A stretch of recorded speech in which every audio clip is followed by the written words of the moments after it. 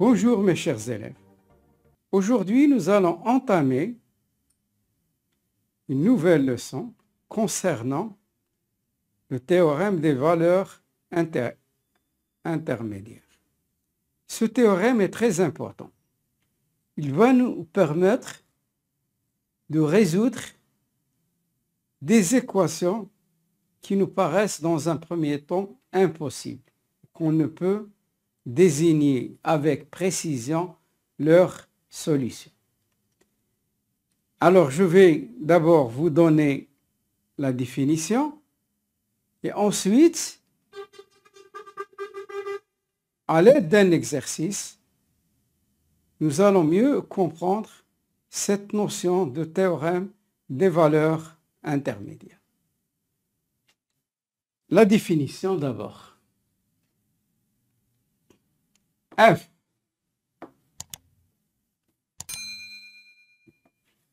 si F est continu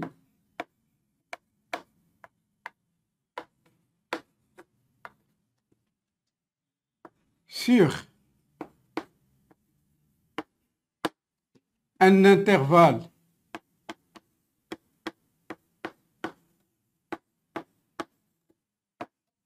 AB,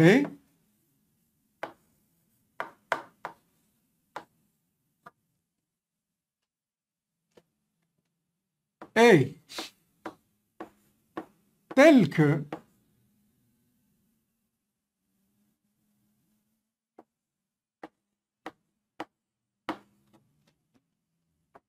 f de A multiplié par f de B, l'image de A et l'image de B,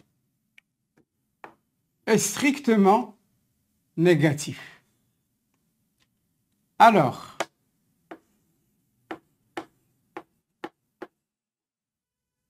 il existe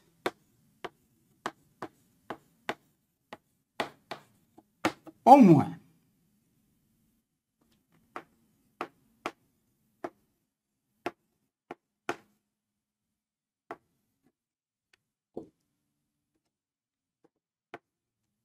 C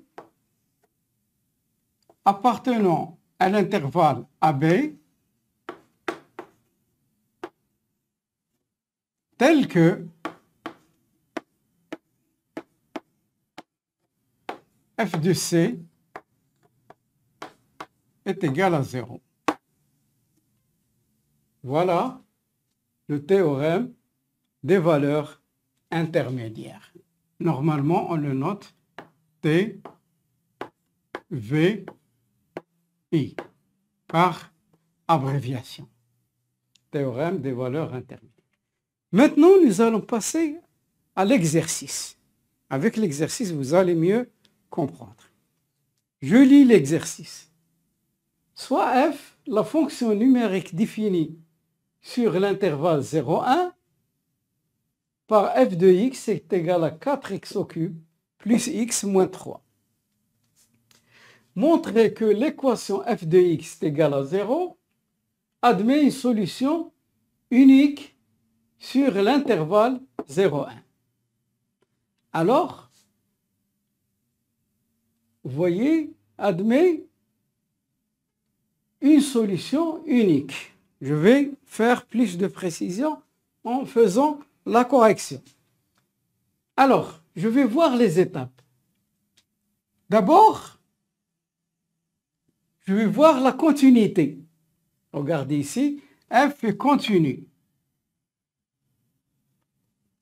Je vais voir la continuité. Alors, f est vraiment, f est continu sur R. Pourquoi f est continu sur R? Parce que c'est une fonction polynôme. Une fonction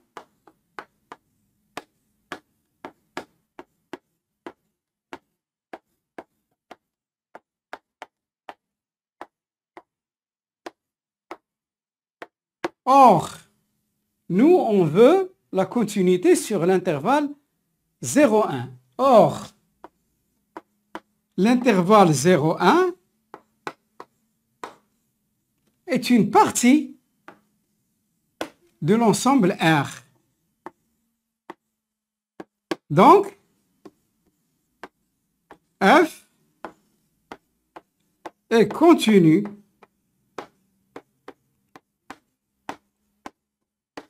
sur l'intervalle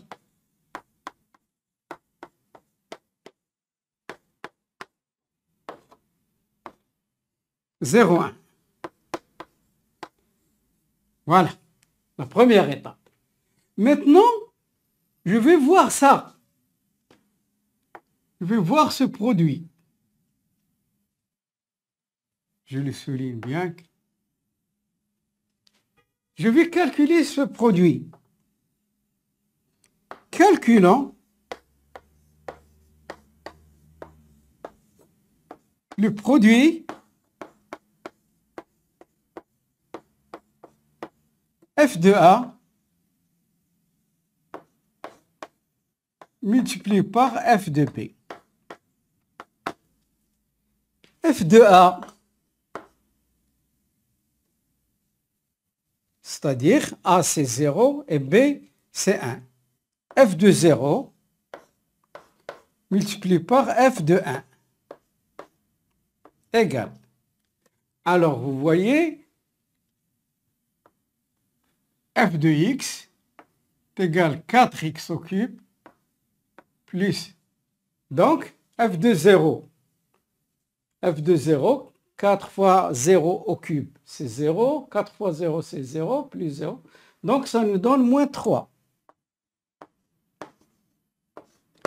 Bien. F de 1. 1 au cube, ça donne 1. 4 fois 1, 4. Plus 1, ça donne 5. 5 moins 3, c'est 2. Donc, multiplie par 2. Ça donne moins 6. Moins 6 est un nombre négatif, comme vous voyez. Est un nombre négatif. Donc voilà la deuxième condition encore remplie. Donc, toutes les conditions, les deux conditions demandées sont là. Donc, d'après, il faut avoir, d'après le théorème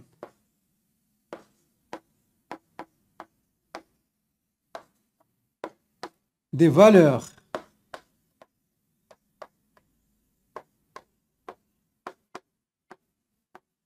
intermédiaires,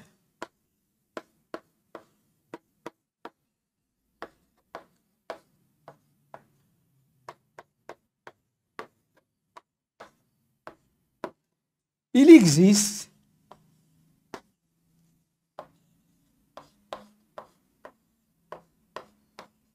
au moins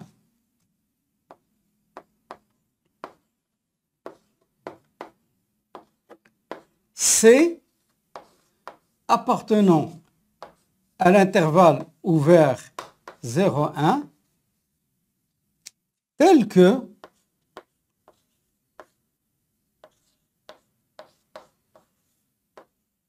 F de C est égal à 0.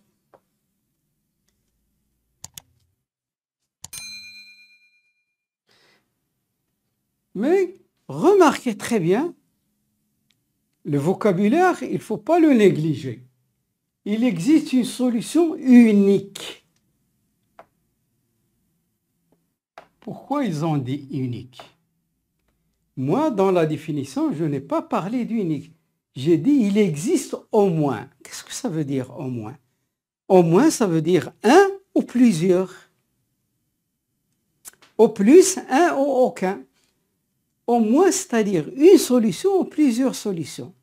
Donc, dans le théorème des valeurs intermédiaires, il peut y avoir plusieurs solutions.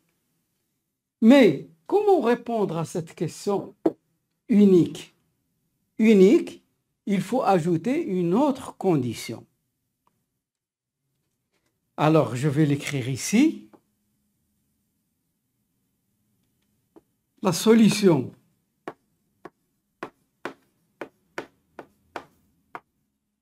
C est unique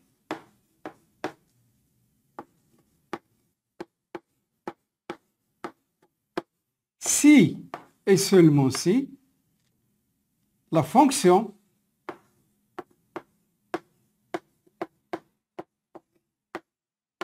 f est monotone.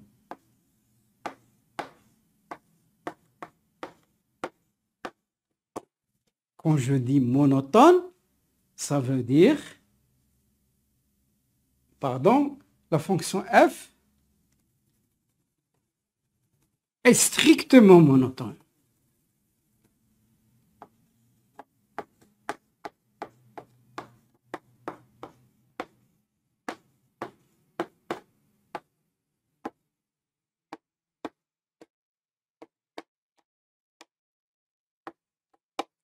Est strictement monotone.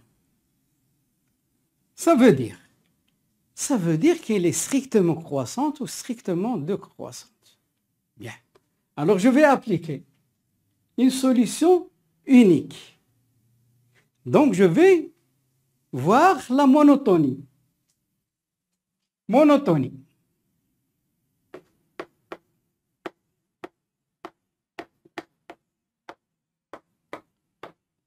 Comment savoir si une fonction est croissante ou décroissante? Il faut chercher sa dérivée. f' de x.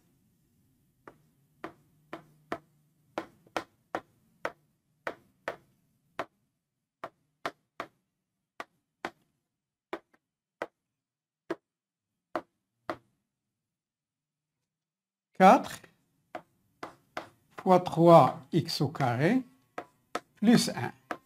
La dérivée d'une constante, c'est 0.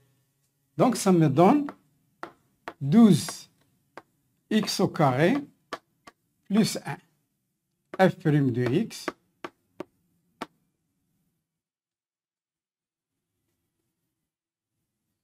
Voilà, j'ai calculé ma dérivée.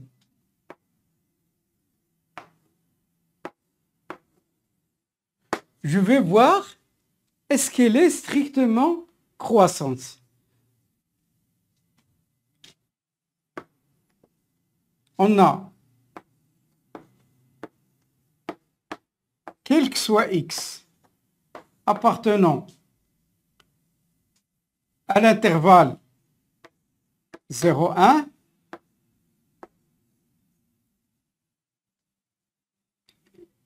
x au carré strictement positif, ce qui implique 12x au carré strictement positif, ce qui implique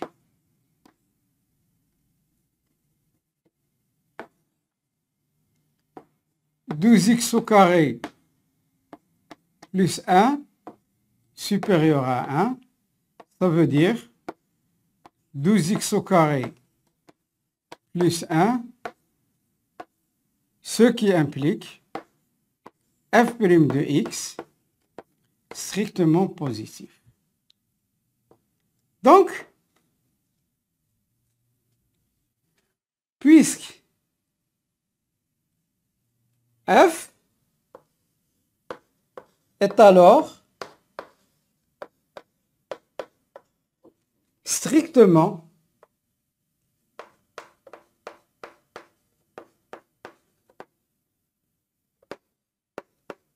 croissante.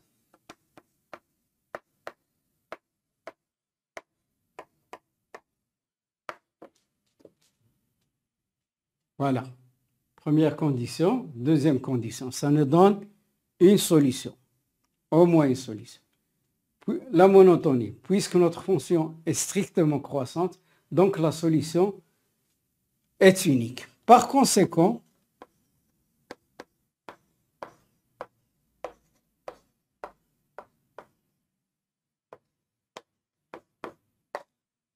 la solution